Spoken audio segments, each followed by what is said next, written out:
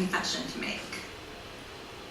But first, I want you to make a little confession to me. In the past year, I want you to just raise your hand if you've experienced relatively little stress. Anyone? Mm-hmm. How about a moderate amount of stress?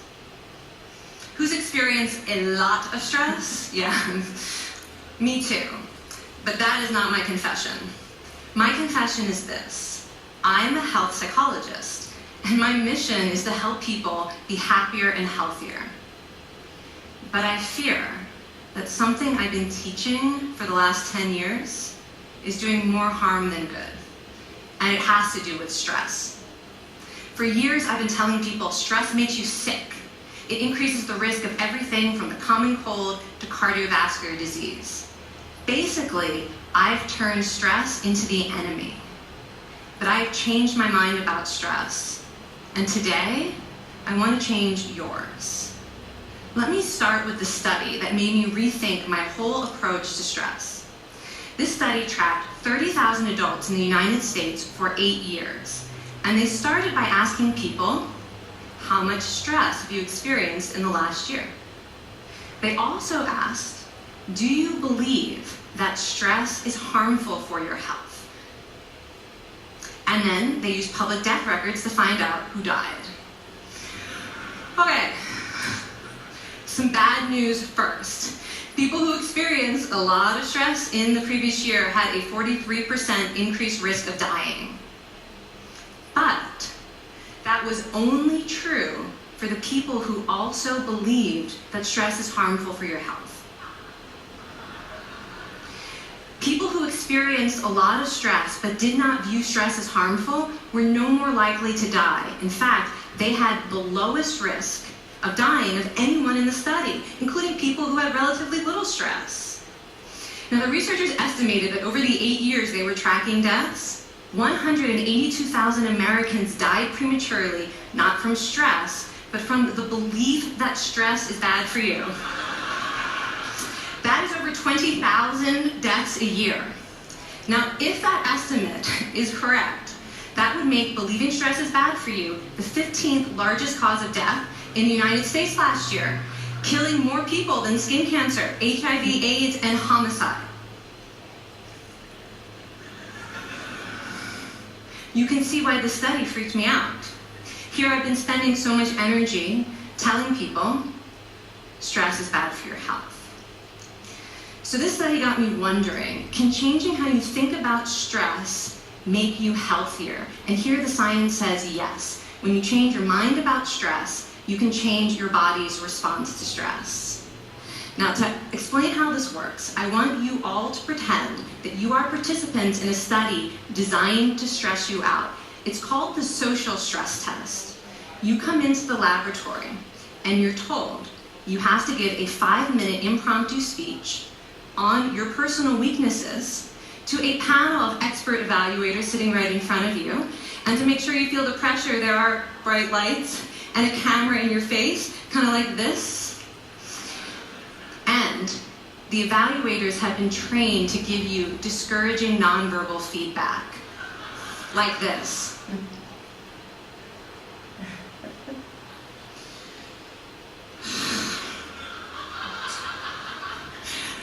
Now that you're sufficiently demoralized, time for part 2, a math test. And unbeknownst to you, the experimenter has been trained to harass you during it. Now, we're gonna all do this together.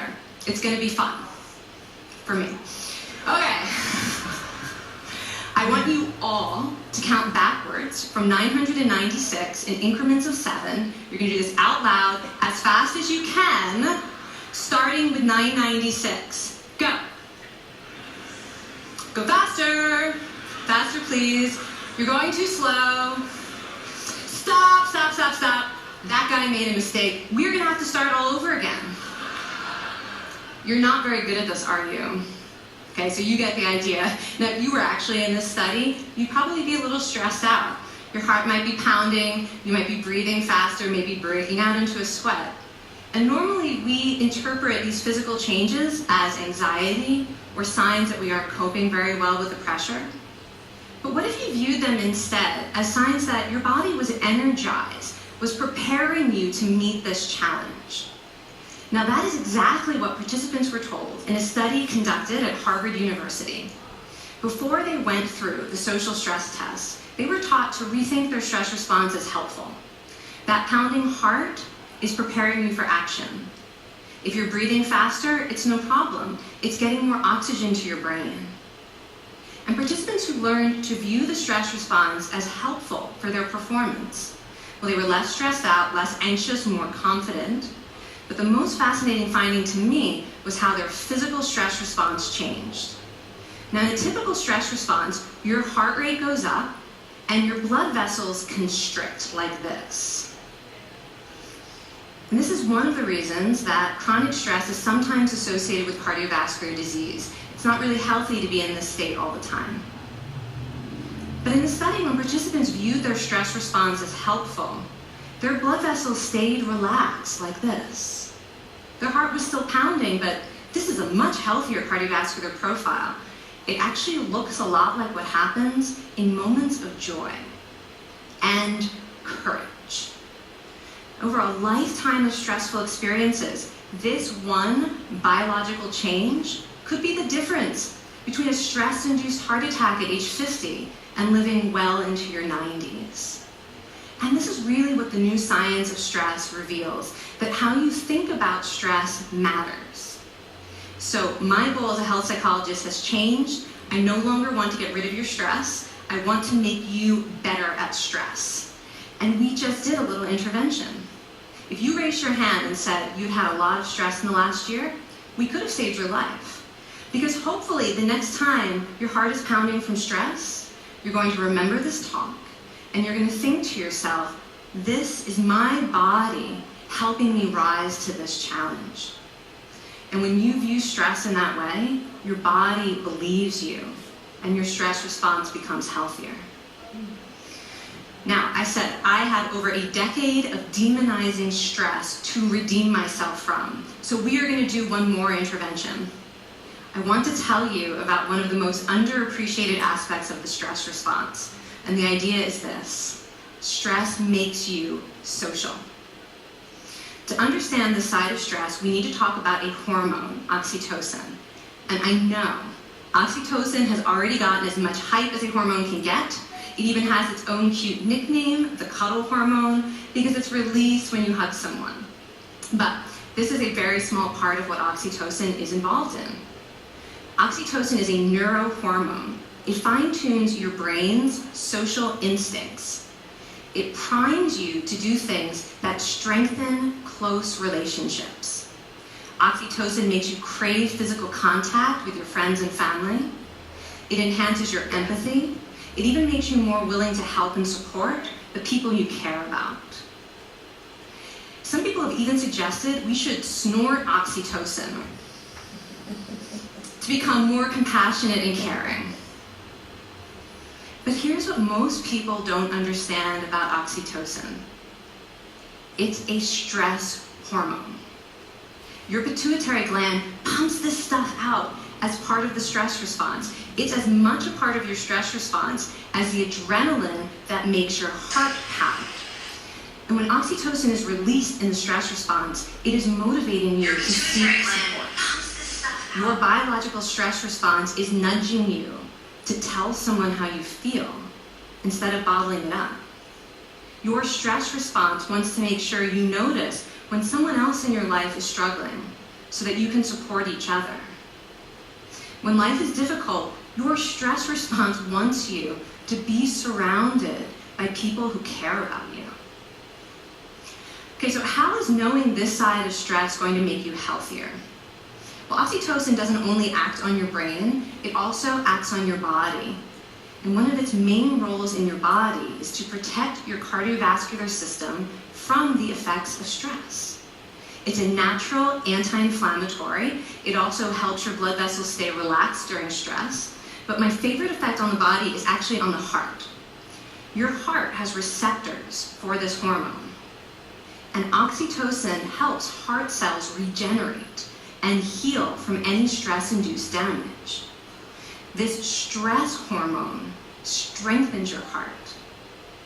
And the cool thing is that all of these physical benefits of oxytocin are enhanced by social contact and social support. So when you reach out to others under stress, either to seek support or to help someone else, you release more of this hormone, your stress response becomes healthier, and you actually recover faster from stress. I find this amazing that your stress response has a built-in mechanism for stress resilience.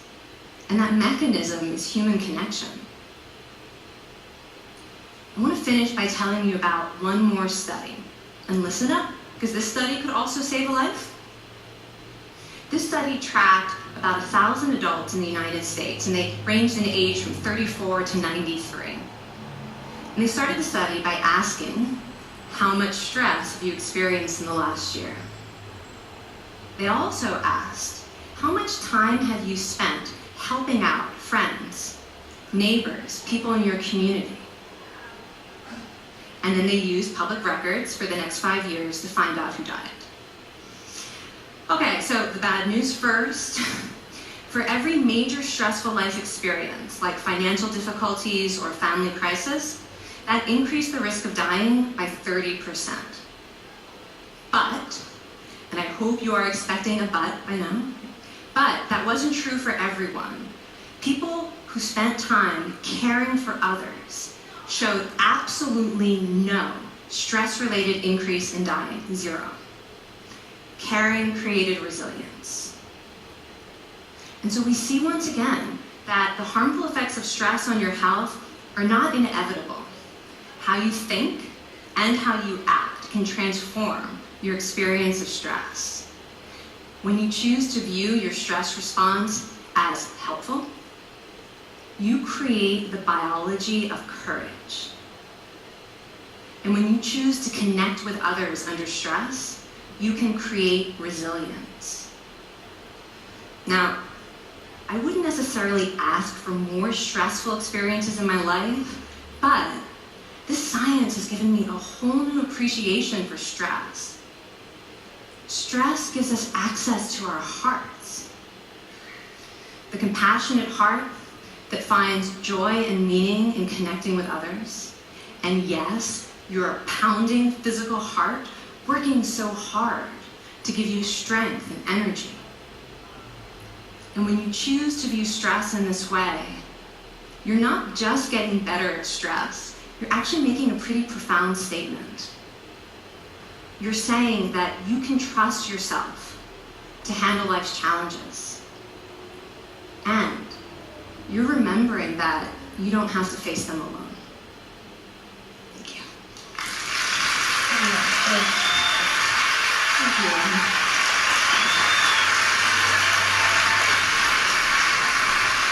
I mean, this is kind of amazing what you're telling us. It seems amazing to me that a belief about stress can make so much difference to someone's life expectancy. How would that extend to advice? Like if someone's making a lifestyle choice between, say, a stressful job and a non-stressful job, does it matter that which way they go, that it's equally wise to go for the stressful job so long as you believe that you can handle it in some sense? Yeah, and one thing we know for certain is that chasing meaning is better for your health than trying to avoid discomfort. And so I would say that's really the best way to make decisions, is go after what it is that creates meaning in your life, and then trust yourself to handle the stress that follows. Thank you so much, Kelly. That's really cool.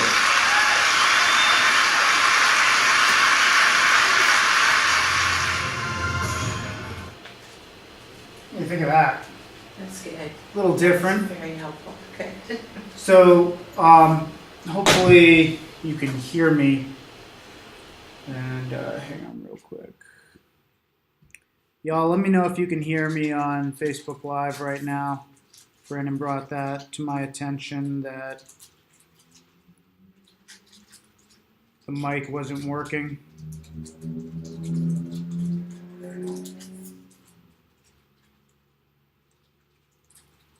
Let's see. Facebook Live's a little bit behind. Can y'all hear me now? Okay, good. Awesome. So, little different. I wanted to bring up a TED speaker because, I want to talk about stress. Because as you're going through all of this, it's going to be extremely stressful when you're working to build your business. So this is one of the most top viewed TED Talks of all time. And, it's a good point. If you view it as your ability to rise to the occasion, it has all those benefits, and it's not going to make you sick. So if you think that stress is something you've got to avoid, just think again about it. Hopefully take some of the things from this video and apply them into your business, your daily life, your family, whatever it might be. But I also want to talk about telling your story today. And the reason I brought up a TED Talk is because she told stories in there. I don't know if you caught that or not, but how they went about doing the surveys, how they would do those social experiments. Then she actually did some interaction with the crowd too. And when you're building your business and you have to tell a message to a lot of people, whether you're here using our studio and putting a video out online, or you're doing a Facebook Live, or just meeting with a bunch of people and you need to be able to interact with them. Being able to tell a story is so much more important than being able to name facts or to say, have an elevator pitch. This stuff resonates with people and it will stick with them. I watched this video for the first time like 4 years ago. I think this came out in 2013. And since then, this has been in my top rotation. And it has been how I think about stress. And it's because of the way she tells the information. She has the audience thinking. And there are certain things that you can do when you're presenting information that are going to help that information stick with the crowd that you're talking about. And I want to share a few of those things with you today. Let me pull that up. So, first off, 18 minutes is the magic number. And if you've ever watched a TED Talk, the reason it's done in 18 minutes is because that's about how long you can keep attention before you start losing people. And trust me, I know I lose you all the time. But it works really well for YouTube. If you're putting together videos that people can use on YouTube, if you're putting together, Facebook content, 18 minutes is about the time that somebody's going to have a cup of coffee. So if they are going to take a break, sit down and watch something, if you go longer than 18 minutes, that's really going to push it and you might lose them. If you have to present and go longer than 18 minutes, take a break. If you're going to do a buyer presentation, Mo was in here 2 weeks ago, a week and a half ago, using the classroom. He put on a buyer consult for people who are interested in becoming homeowners. And I didn't sit in, I don't know what he presented, but that stuff typically takes longer than 18 minutes.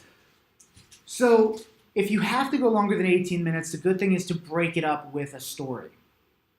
If you take about 10 to 15 minutes of serious content and then lighten it up a little bit, tell a story, an anecdote, whatever it is that allows the person that's absorbing your information to relax for a second and not be like overworked, right? Their brain gets a little too hot. It's got to take some time to cool down. So audiences that sit through presentations that give little intermissions like this are able to retain the information at a much higher rate than audiences that don't. When you're going through continuing education, right? You've got an hour and a half of straight information 15-minute break, hour and a half of straight information. How do you feel 30 minutes into that? You're futzing with your phone, you're thinking about anything else other than what's going on in that continuing education. Unless, by chance, you happen to get a really good presenter who's throwing stories in there and applying how the information can be used in your day-to-day. Maybe they're sharing a story about how signing the commission agreement, the way I teach you to do it, will protect you in the event that a buyer screws up or screws you over. And those stories, especially when they relate to us, if they're business-related stories, they grab our attention. So if you're presenting a listing consultation, and you have to talk for an hour. First off, if you're talking for an hour in your listing consultation, you haven't been listening to what I've been telling you.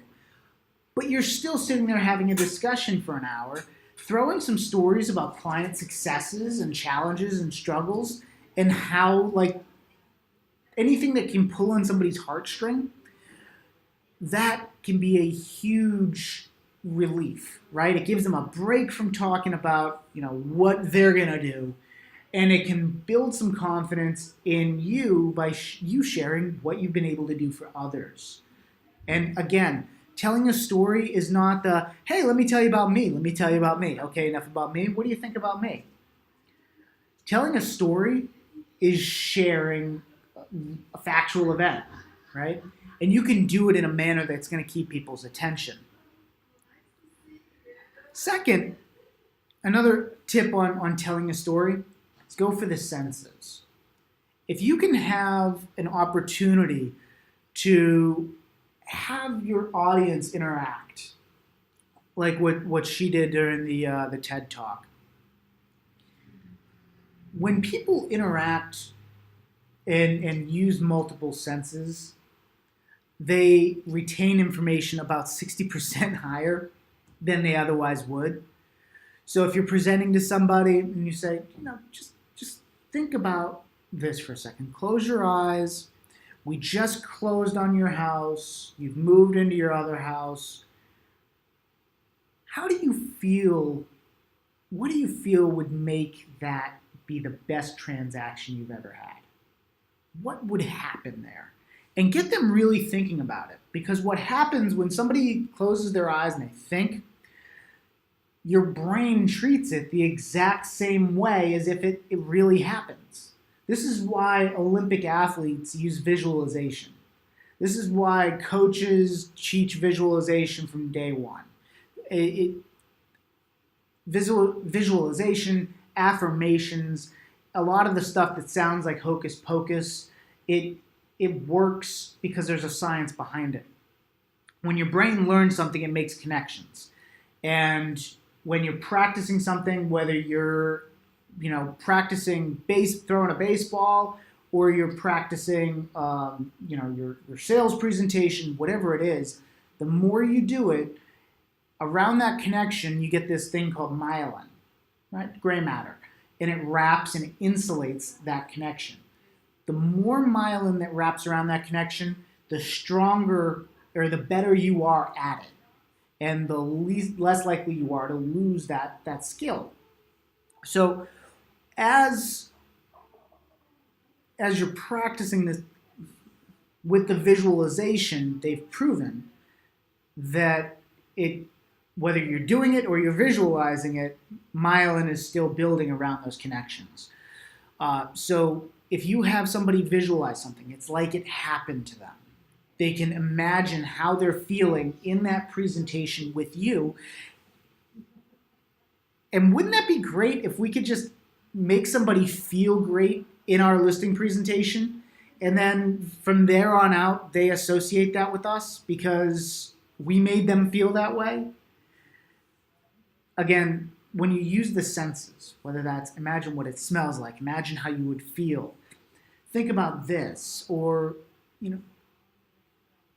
I hate to use this because real estate agents are awful at presentations, but using visual aids, Right? I don't like using visual aids. I don't like teaching visual aids because it's a hard skill to acquire.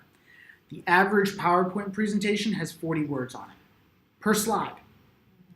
But if you look at TED and some of the best TED Talks that have ever been done, a great example is Bono. Right? Bono gave a great TED Talk. Look it up. In Bono's TED Talk, it took him over 20 slides to reach 40 words.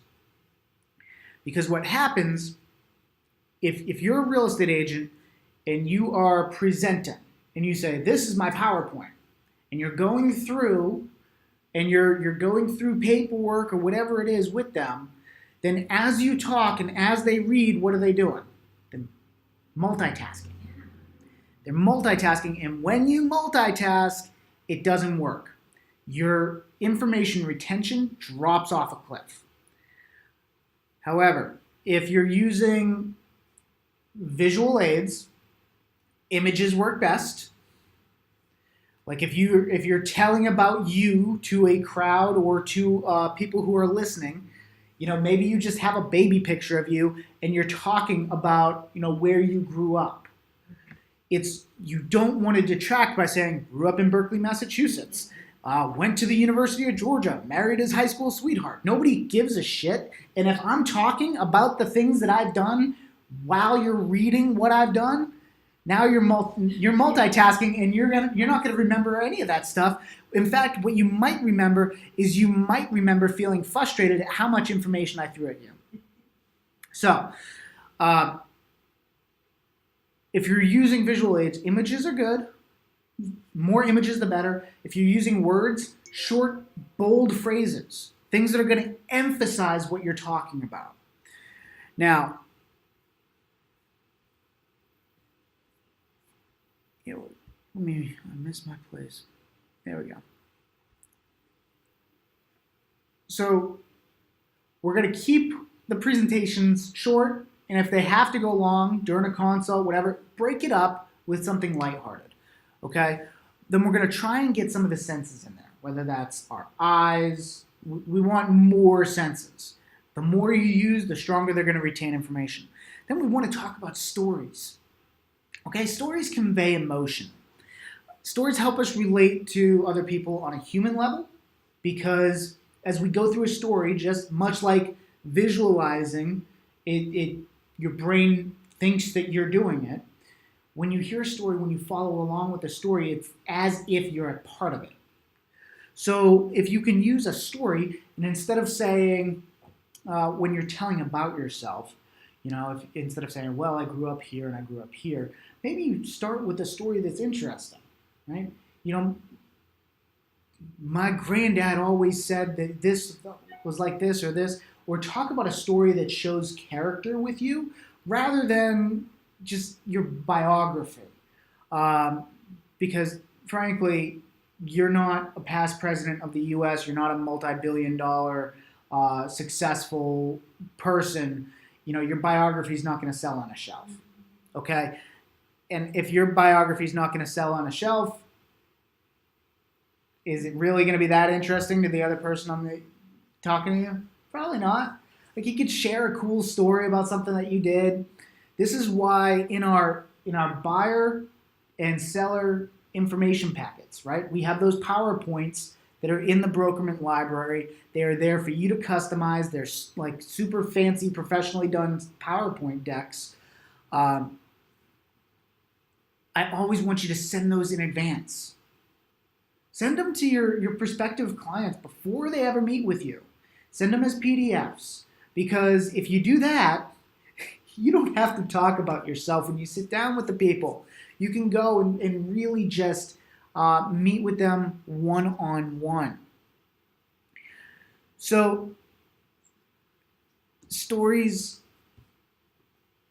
in some of the most successful TED Talks make upwards of 65% of the 18 minutes.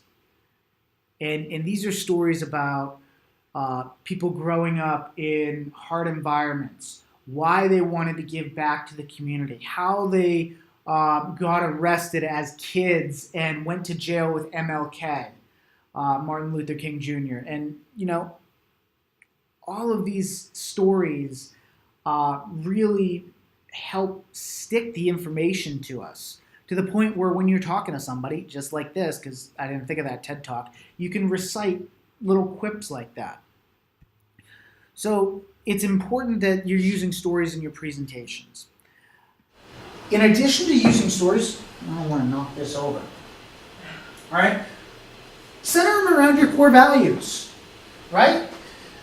If you're telling a story about who you are, if you're telling a story about why something is important to you, why you want to be in real estate, what is so important about real estate? Maribel Ramos, who is, she's only been in the industry, she's probably coming up on her 3rd anniversary.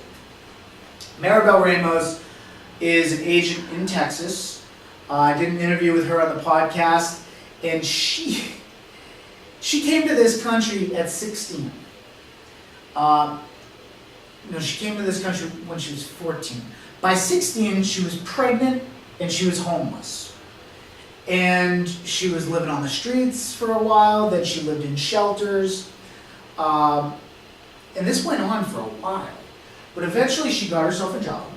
She, with the help of a really nice family, she was able to get a house. And she told this story about the feeling at that closing table when she got that key from being homeless. That was the best feeling in the world. And she wished at that moment that everybody that she met that was homeless could feel that way. That everybody that wanted to get a house, everybody that needed a place to live, would have a home. And she felt that way for a long time. She was working in the banking industry, and then, life happens. She got in a car accident. The car was totaled, and without a car, she lost her job. She's taking care of her mother at this time. She has an epileptic child, and she's taking care of everybody. No job. Foreclosure notice comes on the door. She's got 90 days to save her house. The place that gave her the most joy in the world, the biggest success in her life to date. So she says, you know what? I'm going to get into real estate. She goes and she applies to real estate school, and she's going to school at the Mike Bowman agency. He's got his own school there. And Mike Bowman is one of the largest Century 21 offices in the U.S. So she's in school. She meets with the recruiter. The recruiter tells her no.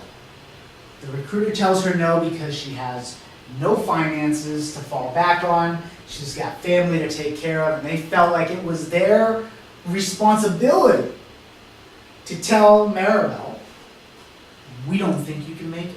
We'll feel guilty if we put you in this situation because we know how hard this is. Maribel doubled down. She was one of the hardest working students in the real estate school. Passed the class. Mike Bowman, the broker, noticed her, says, you're coming to work for me.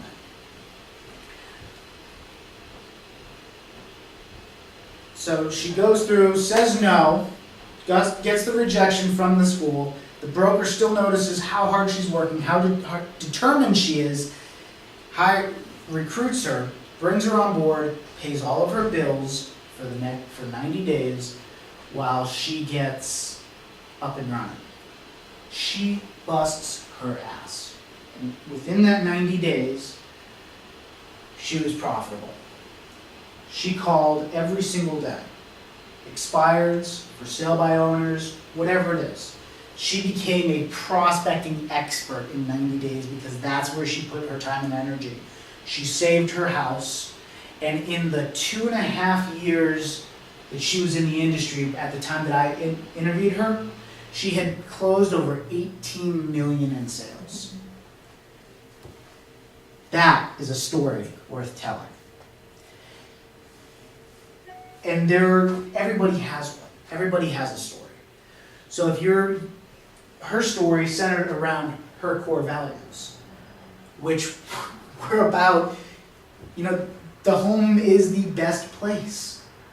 I've been through so much, and this was the place that gave me the greatest sense of joy in the world.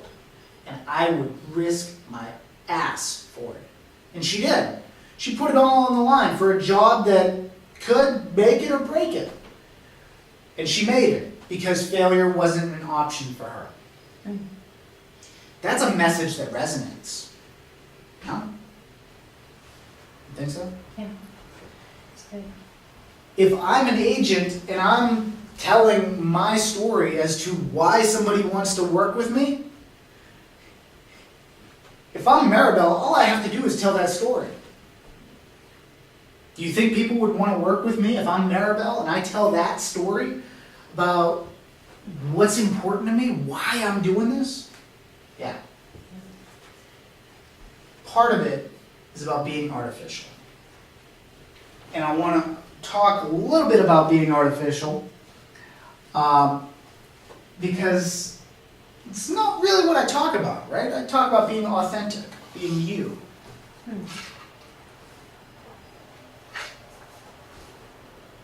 So, as you're building this, if you're going to be the authentic you, if I'm going to be the authentic me,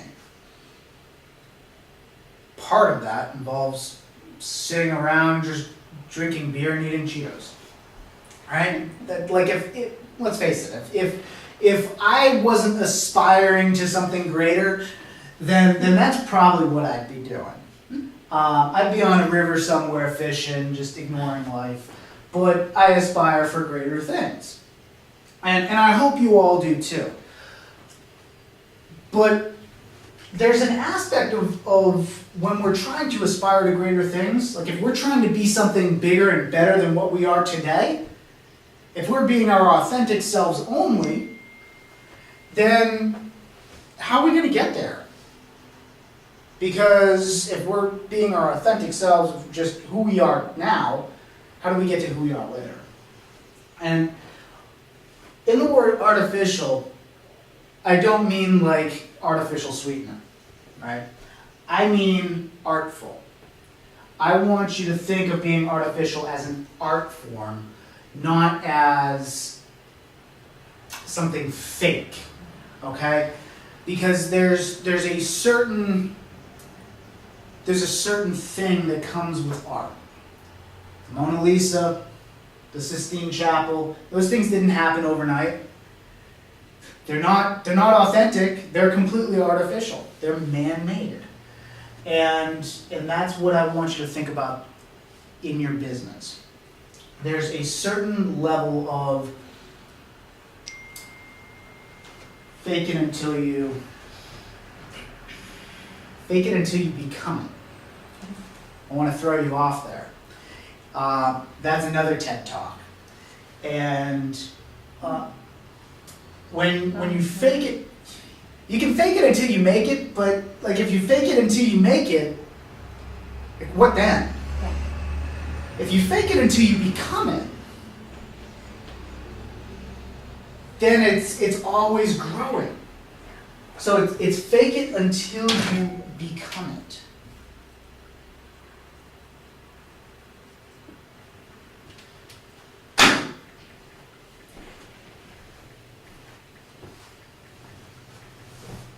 Part of doing this, part of growing our businesses, is the development of not just our business, but ourselves. Self-improvement and self-development is essential to becoming successful in real estate. And at first, it's a ton of hard work. It's hours upon hours of late nights, figuring things out, learning things. I saw a picture on my Instagram this morning, just going back through the years, and I had my desk in the closet of Vic and Suzanne's basement. And, thinking back about how far we've come, that was before we even had an office. It's been a long time, and none of that would have happened if we just stayed who we were at that time. All of it has come because we've wanted something better. We've wanted something bigger. We've wanted to serve the community more. We wanted to build something that was client-centric instead of the me that is prevalent in the industry. And because of that vision, because of us attracting people to that vision, like you and everybody who's watching, my office is not in a closet in a basement anymore. And we're still working to become it because we always want to be something better. Whether that's in services that we're providing to the agents or support or how we're doing the training, making changes like this where the training is recorded. We're going to start building out the library on the agent portal so that you'll be able to go back and reference these. But there's so much that goes into it. And this needs to be, you need to make this the core value of your business. And that is always be getting better. Always be becoming it. Whether that's learning your contracts better, whether that's figuring out the way that you're going to be able to present information better. What works about how you presented this? What didn't work about how you presented this? You know, the house was priced right for the neighborhood, but when you zoomed out to the school district, you found that there's like 7 different new construction neighborhoods going in that are pushing the prices down in the neighborhood. And while when you listed the house, there were 3 comps that had sold in the last 3 months, now, 2 months later, there are 0. So you're watching a neighborhood die. How do you present that information to the homeowner so that they don't feel like you didn't know what you were talking about when you first listed the property? There's a lot that goes into that, and that's actually something that I just did this weekend. And